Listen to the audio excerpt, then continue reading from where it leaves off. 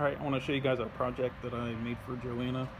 This is a 3D printed snowman. Inside it has an Arduino, a battery charger, and a battery, and then it's got 4 LEDs. You can plug it in to a USB to program it or to charge it. It takes about an hour to charge. Here we go. So I 3D printed it in white PLA, and then I designed it in Fusion 360, and then I just programmed it with Arduino. So this is what it does.